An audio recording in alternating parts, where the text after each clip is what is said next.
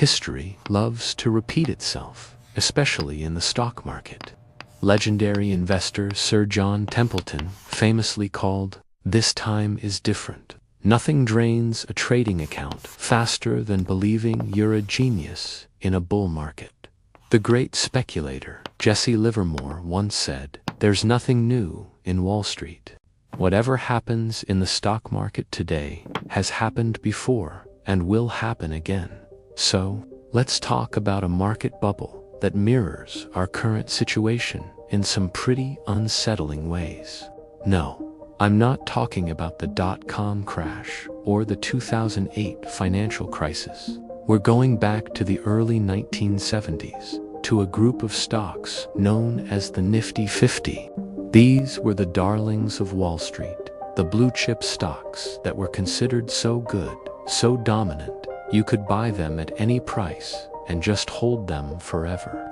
Think of companies like Coca-Cola, IBM, and McDonald's. They were the one-decision stocks. Sound familiar? Investors piled in, pushing their valuations to astronomical levels, some trading at over 50, 60, even 100 times their earnings. The belief was that their growth was unstoppable and their market positions were untouchable. But then reality hit hard. Between 1973 and 1974, the Nifty 50 bubble popped. The seemingly invincible stocks collapsed. Coca-Cola dropped by 65%. McDonald's fell by 72%. Xerox plunged by 79%. The overall market cratered by nearly 50%, and it took a staggering 8 years to get back to its previous highs. This wasn't just a market correction. It was a brutal lesson that no company is worth an infinite price, no matter how great it is. Today, we see similar trends. A small group of mega-cap tech stocks, nicknamed the Magnificent Seven, are driving the market to new heights, often at very high valuations. The narrative is that their dominance in fields like artificial intelligence makes them invincible, a one-decision investment for the future. The Nifty 50 collapse reminds us that fundamentals always matter. High-quality companies can become terrible investments if you overpay for them. It's a powerful reminder to stay grounded, diversify, and never forget the lessons of the past. Picture this. It's the late 1960s. America is riding high on a 20-year economic sugar rush after World War II.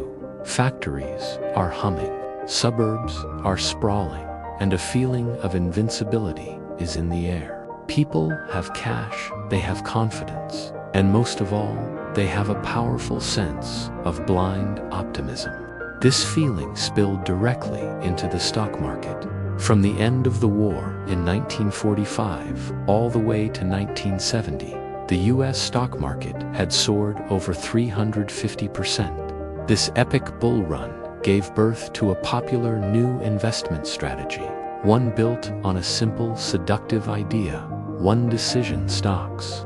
The concept was a dream come true for investors. Just find a company so powerful, so dominant, that the only decision you ever need to make is to buy it, never sell. These stocks became famously known as the Nifty 50. Now, these weren't some risky startups or speculative tech plays. We're talking about the titans, the blue-chip champions, the household names that felt as solid as bedrock: Coca-Cola, American Express, McDonald's. Companies with stable, predictable cash flows. Investors didn't just see them as good investments. They saw them as bulletproof. The thought of ever selling a Nifty 50 stock was considered almost foolish. Why would you ever sell a guaranteed winner? This whole buy and hold forever mindset really pumped up a massive bubble, right? By the early 1970s, the prices of the Nifty 50 stocks were so far removed from reality, it was wild. Just to give you a clearer picture, the average price-earnings ratio for the entire stock market was around a chill 15. Can you believe that? Coca-Cola was trading at 46 times its earnings. Xerox was at 49 times. McDonald's was a staggering 86 times, and Polaroid hit an eye-watering 90 times its earnings. On average, the Nifty 50 stocks were trading at 42 times earnings, nearly 3 times the market average. The concentration of power was immense. At the peak of this frenzy, the top 5 Nifty 50 stocks alone accounted for about a quarter of the entire market's value. As a whole, the Nifty 50 group made up a whopping 45% of the total United States stock market. Investors believed gravity didn't apply to Wall Street, but as we know, what goes up must eventually face a reality check. The year was 1973. A storm was brewing. The dominoes began to fall, one by one. The 1973 oil crisis hit the world like a ton of bricks. Led by OPEC, oil prices didn't just rise, they quadrupled, sending shockwaves through the global economy. In the United States, inflation, which had been a nagging worry, exploded to over 11%. Suddenly, the cost of everything from gasoline to groceries was skyrocketing. People were losing their jobs as the unemployment rate doubled, jumping from a manageable 4.5% all the way up to 9%. The economic dream was turning into a nightmare. Adding fuel to the fire, President Nixon made a monumental decision. He severed the US dollar's last link to gold, effectively ending the Bretton Woods system that had stabilized global finance since World War II. This move, known as the Nixon Shock, created massive uncertainty. With inflation raging, unemployment soaring, and the very foundation of the monetary system shifting, investors panicked. They fled the stock market in droves. From January 1973 to December 1974, the stock market dropped almost 50%. It was the worst bear market since the Great Depression, and the once coveted Nifty 50 stocks were now just seen as overpriced. When a bubble bursts, it doesn't just correct, it gets wrecked.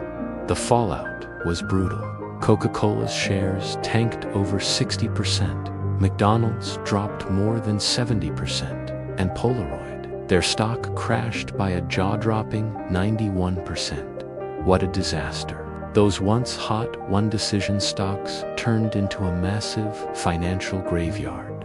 The pain wasn't just a quick fix. It took a grueling 8 years for the market to bounce back after the crash. Can you imagine?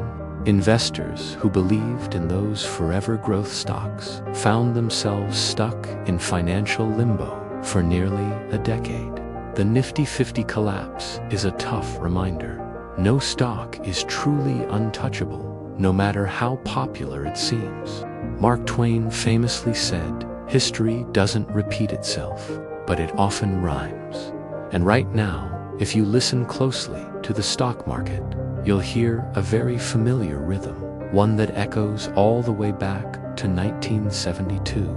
The Nifty 50 was the superstar group of stocks back then. Companies like Xerox, Polaroid, and Avon were thought to be unbeatable, making up almost 45% of the entire US stock market at their peak. Sound familiar? Today, we've got our own Magnificent Seven: Microsoft, Apple, Google, Amazon, Meta, Tesla, and Nvidia. These 7 tech giants make up a jaw-dropping 36% of the S&P 500. It's like they're carrying the whole market. For many investors, the mantra is simple: buy, buy, buy. The parallels are striking. The Nifty 50 had crazy high price-earnings ratios, And now the Magnificent Seven are off the charts. Google and Meta sit at 28 times earnings, while Amazon's at 35, Apple's at 37, Microsoft's at 38, Nvidia's at 50, and Tesla's a wild 247. But what happened to the Nifty 50? When the oil crisis hit and a recession followed, their stock prices plummeted. Polaroid fell over 90%. Avon dropped 86%. The invincibility was an illusion. All we might be missing today are a couple of macroeconomic dominoes to fall, and we could find ourselves right back where we were. Warren Buffett once said, "What we learn from history is that people don't learn from history." And here we are, staring at another top-heavy market, pretending that valuations don't matter, and whispering those for most expensive words in investing. This time, it's different. What do you think? Is history rhyming again? Let me know in the comments. Thanks for watching, and if you found this interesting, please consider liking the video and subscribing for more content.